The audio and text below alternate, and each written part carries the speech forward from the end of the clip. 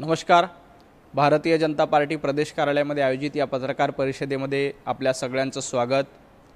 जनाब संजय राऊत आणि आदित्य ठाकरे यांच्यातला वाद पुन्हा एकदा चव्हाट्यावर आलाय। विधान परिषदेच्या निवडणुकीला मला काहीही माहीत नाही, मला वेगळं काम आहे, अशा पद्धतीचा दावा संजय राऊतांनी केला। तो दावा यासाठी केला की आदित्य ठाकरे यांनी संजय राऊत यांना पूर्ण प्रक्रियेपासून दूर ठेवले। पक्षामध्ये कुठलाही निर्णय घेतला जात असेल तर आदित्य ठाकरे संजय राऊतांना त्या निर्णयापासून दूर ठेवण्याचं काम करतायत। विधान परिषदेच्या निवडणुकीची तयारी सुरू असताना संजय राऊत पहिल्या दिवसापासून सांगतात की याबद्दल मला माहिती नाही, मला दुसरी कामं आहेत। याचा अर्थ स्पष्ट आहे, आदित्य ठाकरे यांनी संजय राऊतांचा पत्ता कापायला सुरुवात केली आणि त्याची पहिली सुरुवात आता विधान परिषदेच्या निर्णय प्रक्रियेपासून संजय राऊतांना दूर ठेवले। त्यामुळेच या रागापोटी संजय राऊत काल शिर्डीला पोहोचले आणि साईबाबांचं दर्शन घेण्याचा प्रयत्न करून मनाला श्रद्धा आणि सबुरी मिळवण्याचा प्रयत्न करतात।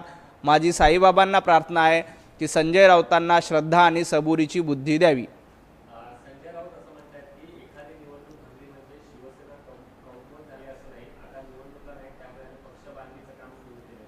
शिवसेना कमकुवत झाली नाही तर उभाटा गट दुबळा झालेला आहे।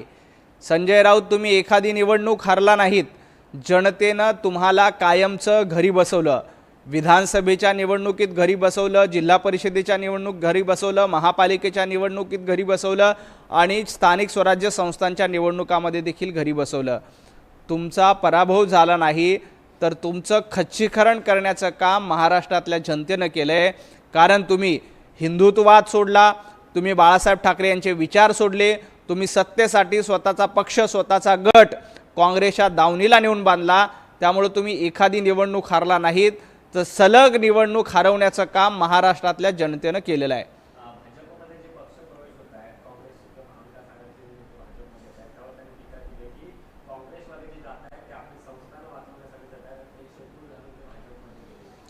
संजय राऊत, तुम्ही नेमकं शेपूट कुठे घातलं होतं जेव्हा राहुल गांधींच्या मांडीला मांडी लावून बसत होता?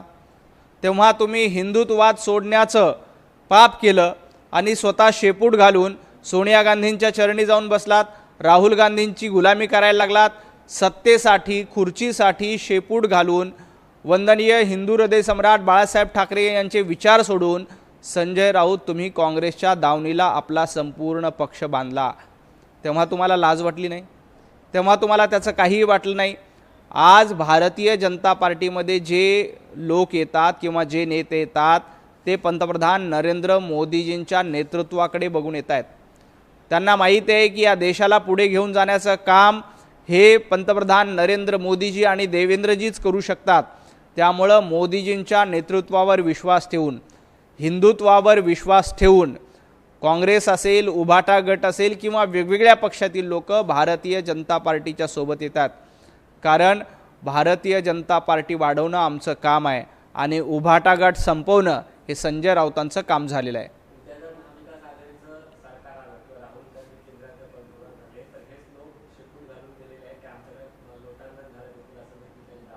संजय राऊत, राहुल गांधींना पंतप्रधान करण्याचं स्वप्न कितीही बघितलं तरी ते मुंगेरी लाल के हसीन सपनेसारखंच होईल।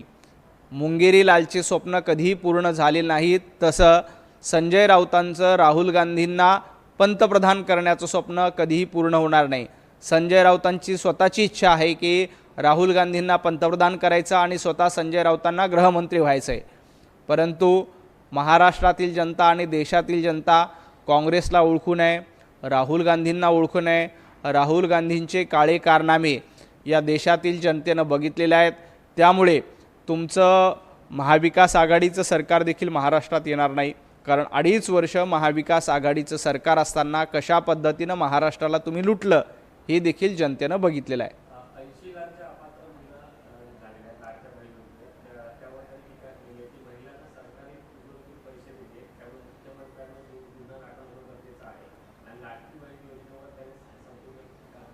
संजय राऊत, तुमच्यावर गुन्हा दाखल केला पाहिजे। सातत्यानं लाडक्या बहिणीचा अपमान केल्याबद्दल संजय राऊतांवर तातडीनं गुन्हा दाखल केला पाहिजे। लाडक्या बहिणीला पैसे मिळू नये यासाठी पहिल्या दिवसापासून संजय राऊत प्रयत्न करत होते। लाडक्या बहिणीला 1,500 रुपये मिळू नये यासाठी कोर्टामध्ये धाव घेण्याचं काम देखील उभाटा गटाकडनं केलं, काँग्रेसकडनं केलं। संजय राऊतांची मनापासून इच्छा होती की लाडक्या बहिणीला पैसे देऊ नयेत। याच्या आधी देखील सातत्यानं जनाब संजय राऊत यांनी लाडक्या बहिणीचा अपमान केला आणि आता देखील तुम्ही लाडक्या बहिणीचा अपमान करतायत।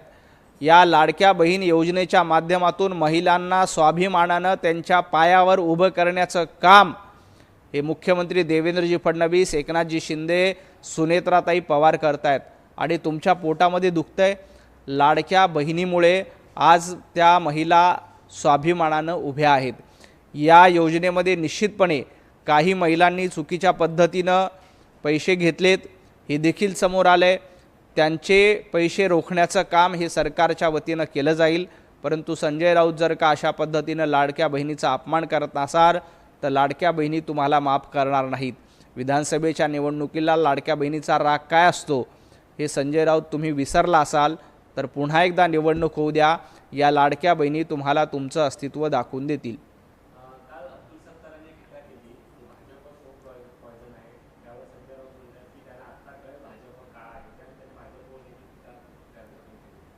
संजय राऊत, तुमचा पक्ष विषवल्ली आहे।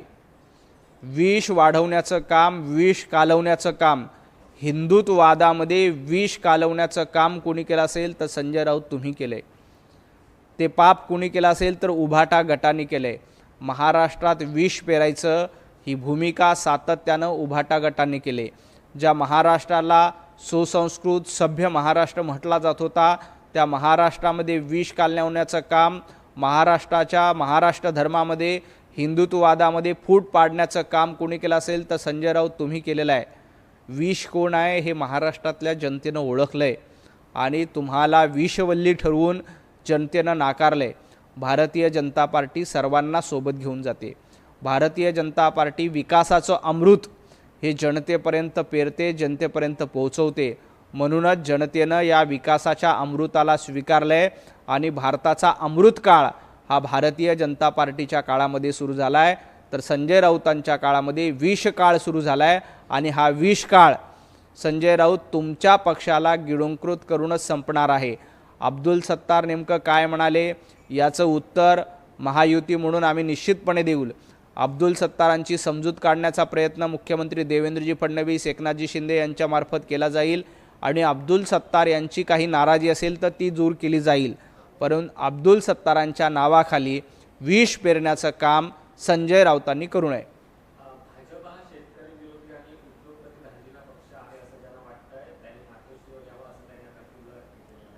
उद्योगधार्जीनं कोण आहे? उद्योगपतीच्या लग्नामध्ये जाऊन स्टेजवर जाऊन डान्स करणारे कोण होते? उद्योगपतींना रेड कार्पेट टाकून त्यांचं मोठा पुष्पगुच्छ देऊन स्वागत करणारे कोण होते? आणि शेतकऱ्यांच्या बांधावर जाऊन तुम्हाला 50,000 रुपये देतो अशा भूलथापा, अशा खोटा थापा मानणारे मुख्यमंत्री कोण होते? महाराष्ट्रानं बघितलंय।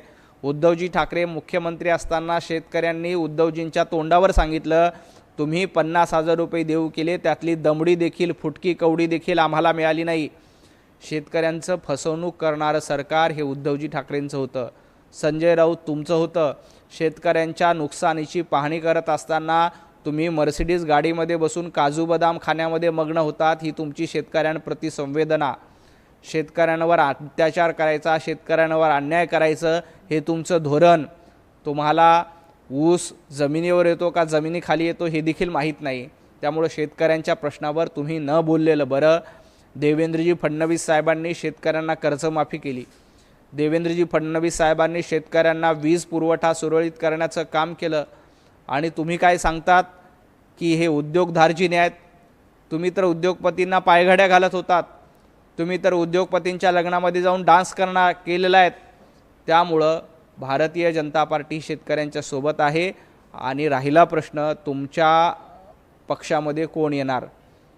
संजय राऊत जे आहेत ते खासदार देखील तुमच्यासोबत राहत नाहीत। तुमचे आता 9 खासदार निवडून आलेत, त्यातले अनेक खासदार एकनाथजी शिंदे यांच्या संपर्कात आहेत। ते तुम्हाला मोजत नाहीत, ते तुम्हाला विचारत नाहीत।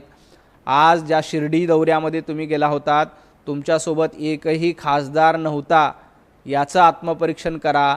तुमचे आमदार तुमच्यासोबत नाहीत, तुमचे खासदार तुमच्यासोबत नाहीत आणि तुम्ही म्हणतायत की आमच्याकडे कुणी येणार असेल तर स्वागत आहे. संजय राऊत, तुमच्या पक्षामध्ये कुणीही येणार नाही. उलट येणाऱ्या काळामध्ये तुमचे काही आमदार, तुमचे काही खासदार तुमच्या पक्षाला सोडचिठ्ठी देतील.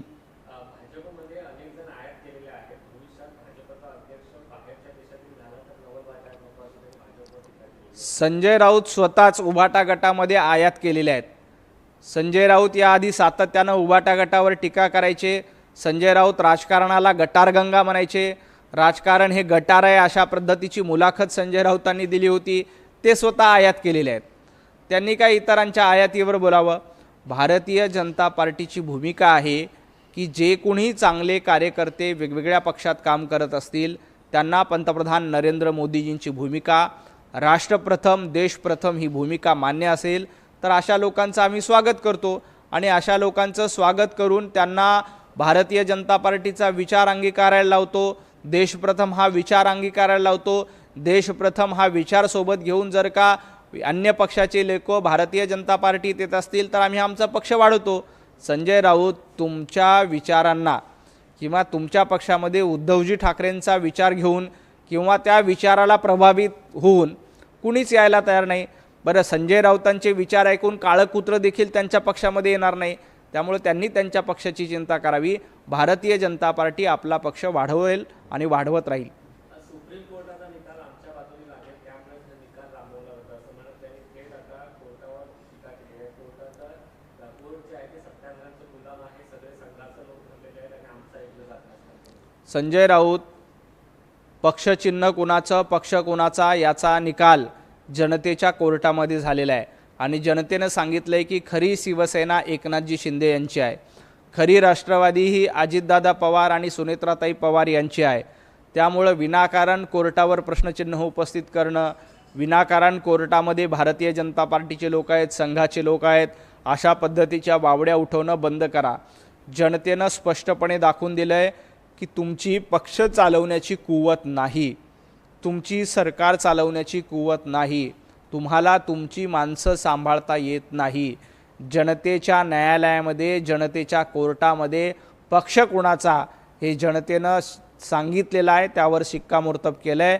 त्यामुळे संजय राऊतांनी निरर्थक किंवा वायफळ बडबड करू नये. विखे पाटलांवर टीका केलेली आहे. विखे पाटील ज्यावेळी आम्हाला सोडून दिले तेव्हाच आम्ही त्यांना श्रद्धांजली वाहिली. सत्ता बदलली की हे लोक पक्ष बदलणारे आहेत असं त्यांचा विखेवर आरोप. विखे पाटील 5-6 वेळेला जनतेतून निवडून आलेत. त्यामुळं त्यांना श्रद्धांजली वाहण्याची कुवत ऐपत तुमची नाही. उलट तुम्हाला विधानसभेच्या निवडणुकीला जनतेनं श्रद्धांजली अर्पण केली, महापालिकेच्या निवडणुकीला घरी बसून श्रद्धांजली अर्पण केली आणि संजय राऊत, तुमच्यावर एवढी हिंमत असेल, तुमच्यात एवढी ताकद असेल तर एकदा लोकसभेची निवडणूक लढवून दाखवा. लोकसभा निवडणूक जिंकता येणार नसेल तर किमान विधानसभेची निवडणूक लढवून दाखवा.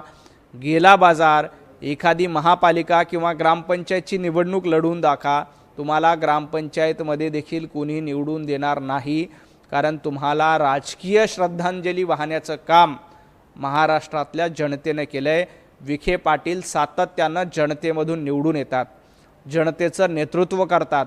तुम्हाला एकदा देखील जनतेतून निवडून येता आलं नाही. मागच्या दारांनी तुम्ही राज्यसभेवर जाता, पुढच्या वेळेला ते सुद्धा काँग्रेसची भीक मागून, काँग्रेसची दलाली करून तुम्हाला राज्यसभेवर जावं लागणार आहे, कारण उद्धवजी ठाकरे आणि आदित्य ठाकरे तुम्हाला पाठवणार नाहीत. यशवंत किल्लेदारांनी कालच्या एका कार्यक्रमावर भाजपच्या नेत्यांवर टीका केली, विशेषतः अमित साटम आणि मंगल प्रभात नवलांवर केली टीका केली. ते म्हणाले की मंगल प्रभात नवला यांना हिंदीवर एवढं प्रेम असेल तर त्यांनी महाराष्ट्र सोडून इतर राज्यात जावं आणि तिथे हिंदी बोलावी. तो दुसरीकडे अमित साटम यांचा अमित साटम असा त्यांनी उल्लेख केलेला आहे. यशवंत किल्लेदार यांचा यशवंत टुल्लेदार असा उल्लेख आम्हाला देखील करता येतो, परंतु यशवंत किल्लेदार यांनी लक्षात घ्यावं की या राज्यामध्ये पहिली भाषा मराठीच आहे, परंतु हिंदीला या राज्यामध्ये कुणीही विरोध करू शकत नाही. मराठी सक्तीची आहे, मराठी कंपल्सरी आहे, परंतु त्याच्याबरोबर हिंदी बोलवायला देखील कुणीही विरोध करू शकत नाही. अशा पद्धतीचा एखाद्या आडनावाचा अपमान करणं, यशवंत किल्लेदार यांना यशवंत टुल्लेदार असा म्हणून आम्हालाही तुमचा अपमान करता येतो, परंतु आमची ती संस्कृती नाही. हे यशवंत किल्लेदार यांनी लक्षात ठेवलं पाहिजे. मराठी भाषेचा सन्मानच व्हावा, परंतु इतर भाषांचा अपमान कुणीही करू नये अशा पद्धतीचं धोरण महाराष्ट्रामध्ये आहे. महाराष्ट्रामध्ये पहिली भाषा मराठीचीच असली तरी हिंदीला विरोध करता कामा नये. मराठी ही माय आहे तर हिंदी मावशी आहे. याच भूमिकेतून आपण या भाषांकडे घेतलं पाहिजे. भाषा हे संवादाचं माध्यम आहे, ते विसंवादाचं माध्यम होऊ नये याची काळजी महाराष्ट्रातल्या प्रत्येक नागरिकांनी घेतली. ती काळजी यशवंत किल्लेदार यांनी देखील घ्यावी. संजय काकडेंनी काल अचानक राष्ट्रवादीमध्ये प्रवेश केला. केवळ मुलाला आमदारकी मिळावी म्हणून प्रवेश केला जात असल्याचा त्यांचा आरोप होतोय. संजय काकडे हे गेल्या काही दिवसापासून भारतीय जनता पार्टीमध्ये फारसे सक्रिय नव्हते. आपल्याला देखील माहिती आहे की गेल्या काही दिवसापासून संजय काकडे हे भारतीय जनता पार्टीच्या बैठकांना फारसे उपस्थित राहत नव्हते. ते भारतीय जनता पार्टीमध्ये सक्रिय नव्हते. त्यांनी आता राष्ट्रवादी काँग्रेसमध्ये प्रवेश केला असेल, मुलाला तिकडून संधी मिळाली असेल तर आमच्या त्यांना मनापासून शुभेच्छा. त्यांना महायुती म्हणून उमेदवारी मिळाली आहे, ते निश्चितपणे निवडून येतील. महायुती म्हणून आम्ही पुण्याची जागा निश्चितपणे निवडून आणू, त्याच्यामध्ये काहीही शंका नाही. संजय काकडे आणि त्यांच्या मुलांना भारतीय जनता पार्टीच्या मनापासून शुभेच्छा आहेत. कांद्यावरून जे राजकारण सुरू आहे त्यावर आता रोहित पवार यांनी टीका केलेली आहे की शेतकऱ्यांना इकडे आंदोलन करत होते मात्र राज्यात दिल्लीला गेले. दिल्लीत नेमकी कशावर चर्चा झाली ते माहिती नाही. शेतकऱ्यांच्या तोंडाला पानं पुसली जातात असा रोहित पवारांचा आरोप आहे. रोहित दादा, तुमचे आजोबा कृषी मंत्री शरद पवार साहेब सत्तेत असताना शेतकऱ्यांच्या तोंडाला पानं पुसली जात होती. आज तुम्ही कांद्याला 25 रुपये 50 रुपये भाव द्या अशी मागणी करतायत, परंतु एक लक्षात घ्या की कांद्याला सर्वाधिक भाव हा भारतीय जनता पार्टीच्या काळामध्ये महायुतीच्या काळामध्ये दिला आहे. जेव्हा शरद पवार साहेब कृषी मंत्री होते तेव्हा कांद्याला किती रुपये भाव मिळत होता? 1 ते 2 रुपये प्रति किलो कांद्याला भाव मिळत होता. कांद्याचा भाव वाढला तर काँग्रेस रस्त्यावर येऊन आंदोलन करत होती, शेतकऱ्यांच्या विरोधामध्ये भूमिका घेत होती. तेव्हा रोहित पवारांचे आजोबा कृषी मंत्री शरद पवार साहेब होते. त्यामुळे रोहित पवारांनी आधी कांद्याच्या प्रश्नावर आंदोलन करण्याच्या आधी शरद पवार साहेबांना जाऊन विचारलं पाहिजे की आजोबा, तुम्ही 10 वर्ष कृषी मंत्री होतात तेव्हा कांद्याच्यासाठी तुम्ही काय केलं? शेतकऱ्यांसाठी नेमके काय निर्णय घेतले? आपण कृषी मंत्री असताना कांद्याला किती हमी भाव दिला होता? हे एकदा रोहित पवारांनी आपल्या आजोबांना जाऊन विचारलं पाहिजे आणि मग कांद्यावर अशा पद्धतीचं आंदोलन केलं पाहिजे. हे एवढे असंवेदनशील राजकारणी आहेत की आपण सरकारमध्ये असताना काहीही करायचं नाही आणि भारतीय जनता पार्टीनं 15 रुपयाचा FRP दिला आहे. नाफेडच्या माध्यमातून खरेदी सुरू केली आहे. काही ठिकाणी थांबली असेल तर ती निश्चितपणे तातडीनं सुरू केली जाईल, परंतु याच्यावर राजकारण करण्याचा अधिकार ना रोहित पवारला आहे ना काँग्रेसला आहे.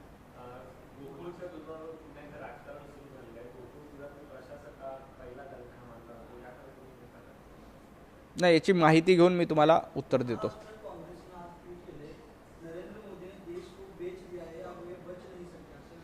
राहुल गांधींनी या देशाला विकून टाकण्याचा अनेक वेळा प्रयत्न केला. परदेशामध्ये जायचं, देशाची बदनामी करायची ही राहुल गांधींची भूमिका आहे, हे राहुल गांधींचं धोरण आहे. आजपर्यंत बघा, जेव्हा जेव्हा राहुल गांधी या देशामध्ये पराभूत झाले तेव्हा परदेशामध्ये गेले आणि आपल्या देशाच्या विरोधामध्ये भूमिका घेतली. राहुल गांधी, देश विकण्याची सवय ही तुमच्या पक्षाला आहे, देश विकण्याची सवय तुमच्या नेत्यांना आहे.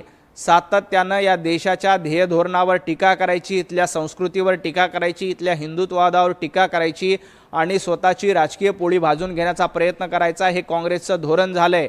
काँग्रेसने अनेक वेळेला चीन असेल, पाकिस्तान असेल यांच्या धार्जिनी भूमिका घेतली आहे.